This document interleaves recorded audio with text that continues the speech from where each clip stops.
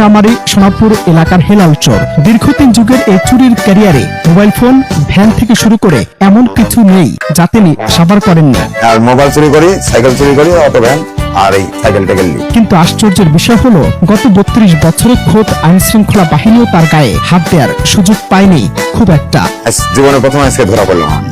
তবে এবার বিধিবাম শেষ রক্ষা হলো না তার। নাটোর জেলা পুলিশের পাতা নিখুঁত জালে অবশেষে আটকা পড়েছেন এই দুর্ধর্ষ চোর। আমি ডাইরেক্ট ধরা পড়িনি, আমার বাইক থেকে লিয়ে যায় মারিস আমার।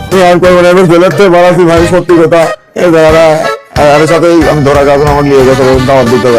শুনতে কোনো রূপকথার মতো মনে হলেও এই হেলাল চোরের কুকীর্তির নেপথ্য কাহিনী ফাঁস করে রীতিমতো চোখ কপালে তুলেছে নাটোর জেলা পুলিশ। পুলিশ জানায় হেলাল একা কোনো চোর নন, বরং তিনি চোরদের নিয়ে গড়ে তুলেছেন আস্ত একটি কর্পোরেট প্রতিষ্ঠান।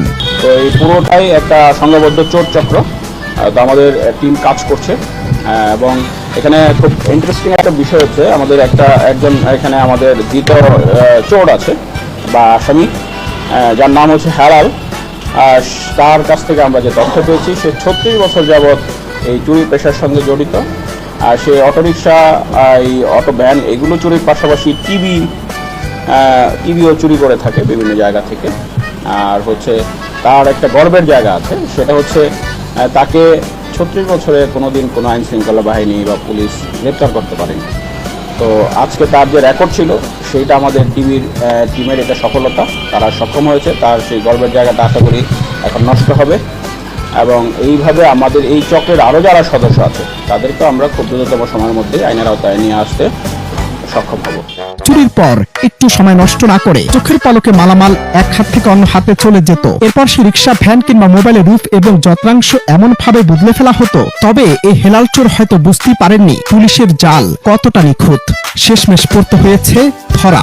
ওই একটা ফোন নিয়ে গেলে আমাকে দেওয়া হচ্ছে মাত্র 2000-3000 এই পার্টিরা নিয়ে এলে, মানে আমার গ্রামের সিঙ্গা। জিজ্ঞাসাবাদে হেলালের চোখে মুখে সত্য কি আবার প্রমাণ করলো। আমি নেশা করি, হ্যাঁ মাদক খাই।